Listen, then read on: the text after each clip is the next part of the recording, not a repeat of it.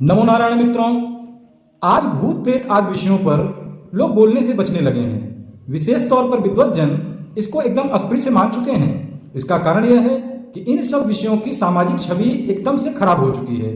उसका कारण जितने भी तथाकथित ओझा तांत्रिक इन लोगों ने जो गंदगी समाज में मचाई है, जिस प्रकार की लूट खसोट आपके साथ हो रही है, इसके कारण से ही जो भी योग्य और विद्वान पुरुष हैं इन सब विषयों से दूर रहने लगे हैं। किंतु आज इस विषय पर बात करने के लिए हमारे साथ डॉक्टर लालमणि उपाध्याय दर्शनाचार्य, व्याकरणाचार्य, ज्योतिषाचार्य, साहित्याचार्य और विद्यावारिक उपाधि से विमंडित हैं। वे इन सब विषयों पर आपका ज्ञानवर्धन करने वाले हैं। आपके मन में जो जिज्ञासाएं उत्पन्न हो रही होंगी इन सब विषयों से, वे सब हम आज इनसे जानना चाहेंगे। मैं आपसे एक बात और कहता हूं कि यदि आपके मन में इन सब विषयों से संबंधित कोई भी जिज्ञासा हो तो आप जिस भी माध्यम से वीडियो आपको मिल रहा हो, कमेंट करके अथवा किसी अन्य माध्यम से आप प्रश्न करें। हम उसका प्रश्न गुरुदेव से लेंगे और उसका उत्तर आपको देने का पूरा प्रयास करेंगे। सर्वप्रथम पहला ही प्रश्न गुरुदेव आपसे मैं करता हूं लोगों की तरफ से कि भूत प्रेत आदि का वास्तविक स्वरूप क्या है। जिस प्रकार हमें सिनेमा में, टीवी में दिखाया गया है वो सत्य है, जो स्वरूप हमें ओझा तांत्रिक दिखा रहे हैं वो स्वरूप सत्य है, अथवा शास्त्रों में कुछ और ही निरूपित है। इन सब विषयों पर कृपया हमारा मार्गदर्शन करें। परम आदरणीय गुरुदेव। श्रोता बंधुओं को बारंबार मेरा नमस्कार है। अभी प्रश्न आपने सुना है भूत प्रेतादिक तत्वों के विषय में, क्या ये बातें सच हैं अथवा नहीं, शास्त्र इसके विषय में क्या कहते हैं, आदि आदि। सर्वप्रथम मैं आपसे निवेदन करना चाहता हूँ, श्रीमद् भगवत गीता में भगवान श्री कृष्ण ने अर्जुन को समझाते हुए आत्मा के स्वरूप को बताया है। उसमें एक बात और उन्होंने कही कि जातस्य ही मृत्युर्ध्रुवम जन्म मृतस्य च। जिसने जन्म लिया इस पृथ्वी पर, जिसका जन्म हुआ है, उसकी मृत्यु सुनिश्चित है, और जिसकी मृत्यु हो गई उसका पुनर्जन्म भी सुनिश्चित है। समस्या यह है कि मृत्यु होती किसकी है, मरण धर्मा कौन है जी? हमारे शरीर में निवास करने वाला आत्म तत्व जो है वो मरण धर्मा नहीं है, उसकी मृत्यु नहीं होती। वह निर्विकार तत्व है, जिसको हम ब्रह्म कहते हैं। वह ब्रह्म स्वरूप है आत्मा। अब आत्मा में विकार तो हो नहीं सकता, तो मृत्यु आदि विकार उसका स्पर्श भी नहीं कर सकते, इसलिए आत्मा की मृत्यु नहीं होती, वह तो सदैव विद्यमान रहता है। फिर मृत्यु किसकी होती है? वास्तविकता यह है कि जो विषयावक्षुण्ण चैतन्य है, जिसको हम जीवात्मा कहते हैं, जो संसार के मैं रुमो रतो रतय माया, इस माया में लिपटा हुआ है, उससे आबद्ध है, जब मृत्यु घटित होती है तो वही जीवात्मा ही वायव्य रूप में उत्क्रमण करता है। जो हम पंच महातत्वों के रूप में हमारा शरीर हमको मिला है जी, वो 5 महाभूतों में से 4 महाभूत हमारा साथ छोड़ देते हैं जी। केवल और केवल वायु जो महातत्व है, महाभूत है, वायु महाभूत ही रह जाता है, जिससे कि उस जीव का निर्माण होता है, जिसके साथ वो आत्मा लगी रहती है। देखें, वास्तविकता यह है कि पंचीकृत जो शरीर है, जैसा अभी आपने कहा जी, छित जल पावक गगन समीर, यह जो पंच तत्व है इनसे इस भौतिक शरीर का निर्माण होता है, और जब इसका पात हो जाता है, जीवात्मा उत्क्रमण कर जाती है, इस शरीर से निकल जाती है, तो यह अमृत माना जाता है कि मर गया। भगवान श्री राम ने श्री रामचरितमानस में गोस्वामी तुलसीदास जी ने लिखा है कि वानर राज बाली की पत्नी तारावती जब रुदन करने लगी तो भगवान ने कहा, क्षितिजल पावक गगन समीरा, पंच रचित अति अधम शरीरा, प्रकट सुतन आगे तव सोवा, जीव नित्य तुम के ही लगी रोवा। कहा, जो पंच तत्व से बना हुआ शरीर है वह तो तुम्हारे सामने लेटा हुआ है। अब ये बताओ कि जो आत्मा नित्य है, सदैव रहने वाली है, वह तो है, उसका तो मरण हो नहीं सकता, तो फिर किसके लिए रोदन कर रही हो? भगवान का के ज्ञान देते ही जो तारा थी वह समझ गई। ऐसे ही हम सभी को समझना चाहिए कि हमारी जो आत्मा है वह निर्विकार है, उसकी मृत्यु घटित नहीं होती। जीवात्मा उत्क्रमण करती है क्योंकि वह माया में आबद्ध है। उसका स्वरूप क्या है? तो पुराणों में इसका स्वरूप भी निरूपित किया गया है। जैसे गरुड़ पुराण में बताया गया है कि अंगुष्ठ मात्र का रूप धारण करके वह जो शरीर है, सूक्ष्म शरीर, वो उत्क्रमण करती है। और फिर अपने कर्मानुसार भोग प्राप्त करती है। जैसे नरकादि का भोग भी उसे प्राप्त करना पड़ता है, और इस शरीर की पुनः प्राप्ति भी अपने कर्मों के अनुसार ही होती है। सुख दुखादि की प्राप्ति भी अपने कर्मों के अनुसार होती है।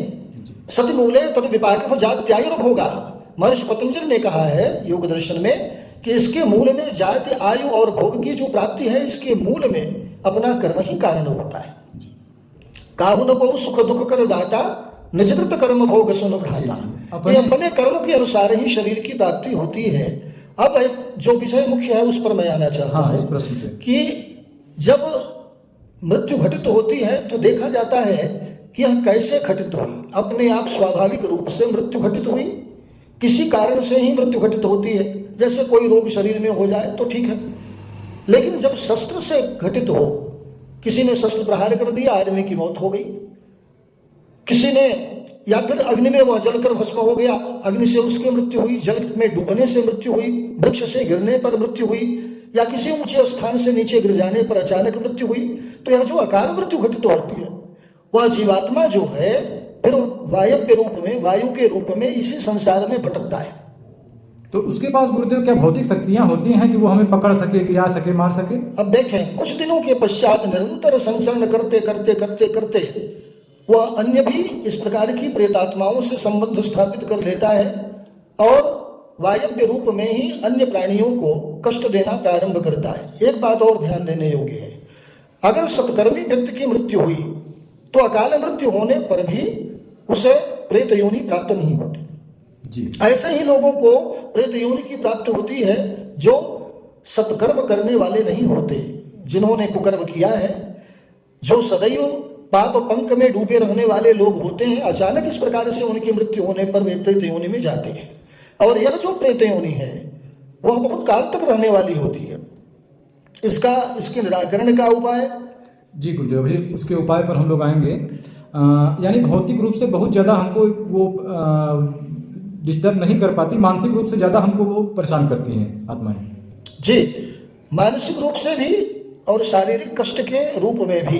जैसे अचानक शरीर में व्रण माने घाव का हो जाना जी, चित्ती निकल आना, काले काले धब्बे पूरे शरीर में हो जाना, फिर उन धब्बों का घाव के रूप में बदल जाना, उसमें से रक्त रिसना या पक्षाघात का घाव बन जाना, इस प्रकार। तथा मृगी रोग जो है, मिर्गी रोग हो गया, जिसको मिर्गी कहते हैं, कैंसर हो गया, इन सब में प्रेतात्माएं कारण बनती हैं। ऐसा महर्षि चरक ने भी चरक संहिता में निरूपित किया है, और शास्त्रों में भी वर्णन है, पुराणादि शास्त्रों में।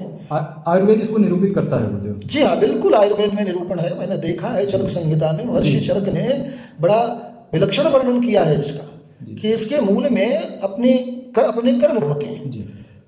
तो अब इसके कारण अगर मनुष्य को कष्ट हुआ तो फिर वह ये सोचता है कि आखिर क्यों ऐसा हो रहा है। डॉक्टरों को दिखाता है, वैद्यों को दिखाता है, दवाइयाँ करता है, औषधि उसे दी जाती है, फिर भी नहीं जब ठीक होता तो घबराता है कि आखिर इसका कारण क्या है।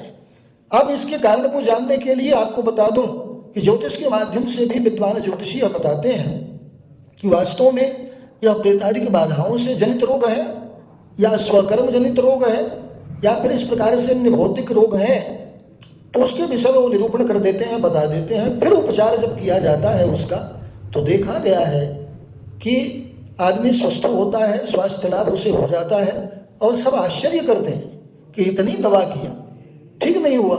लेकिन एक छोटे से उपचार के बाद, एक छोटे से आध्यात्मिक उपचार के बाद अगर यह ठीक हो गया है तो निश्चित रूप से ये प्रेतात्माएं हैं, और इनके द्वारा मनुष्यों को कष्ट प्राप्त होता है। यहाँ पर एक चीज और मैं गुरुदेव ऐड करना चाहूंगा कि आयुर्वेद में जो उपचार बताया गया है ना, पूजा पाठ या अन्य कर्मों द्वारा उपचार बताया गया है, और चिकित्सा पद्धतियों में आयुर्वेद चूंकि अथर्ववेद का उपवेद है, तो अथर्ववेद तो इन सब चीजों से भरा पड़ा है। अथर्ववेद से जन्म लेने के कारण ही आयुर्वेद भी इनसे अछूता नहीं है। एक योग्य वैद्य इन सब कर्मों को करना जानता है और करता भी है। हमारी जो विरोधी चिकित्सा पद्धति जिसे हम एलोपैथ कहते हैं, वो इसको पूर्णतया नकारती है, जिसका खामियाजा आज भी मरीज उठा रहे हैं। तो इन सब से अगर लोग बाहर आए तो ज़्यादा अच्छा है। और उसमें भी सबसे बड़ी समस्या आती है कि जो योग्य लोगों से भेंट न हो पाना। इस प्रश्न को भी गुरुदेव लेंगे, लेकिन उससे पहले हम लेते हैं कि प्रेत द्वारा रोग उत्पन्न किया जाता है, कौन कौन से रोग हैं जो प्रेतों द्वारा उत्पन्न होते हैं और उनमें सामान्यतया व्यक्ति को क्या करना चाहिए, क्योंकि हमारे जो एलोपैथ के चिकित्सक हैं वो सिरे से इसको नकार देते हैं, जिसका नुकसान मरीज झेल जाता है।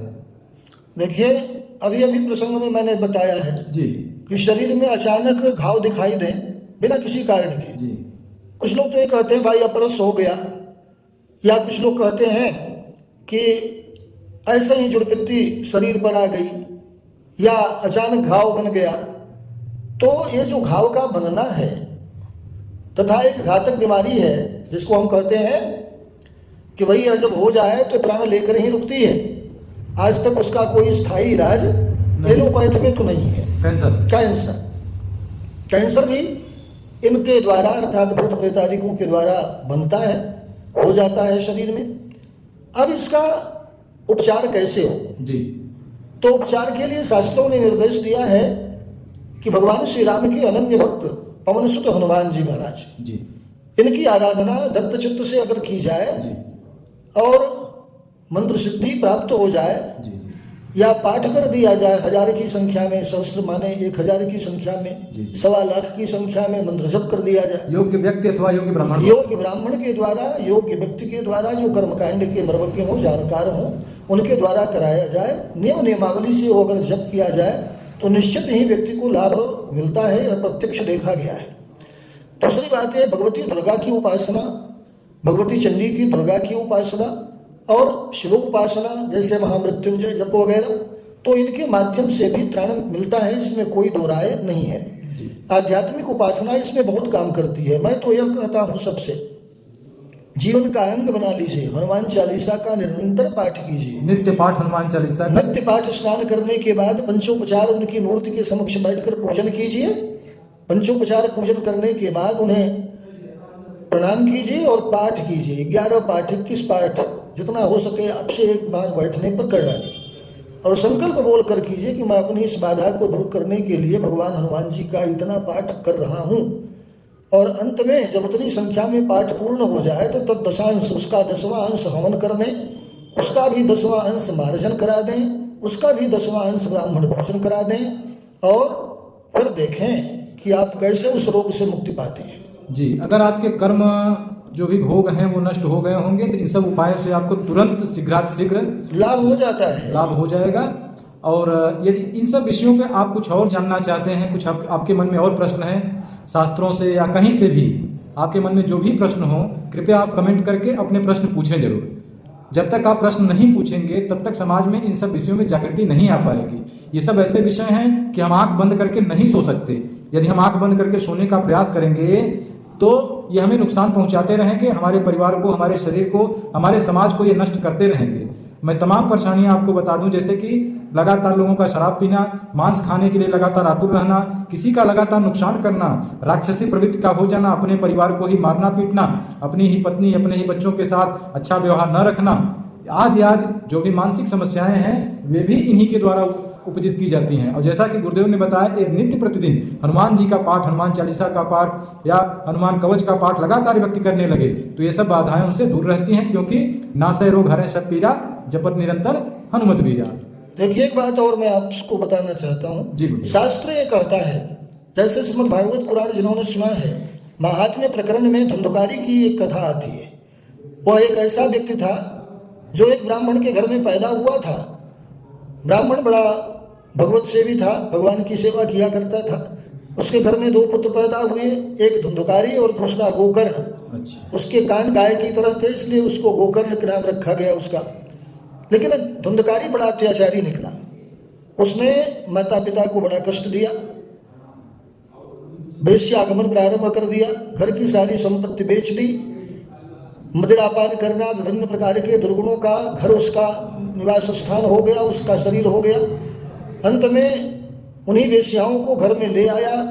वेश्याओं ने जब उसको सारी संपत्ति छीन ली उससे, तो उसको वहीं विष देकर मार भी डाला।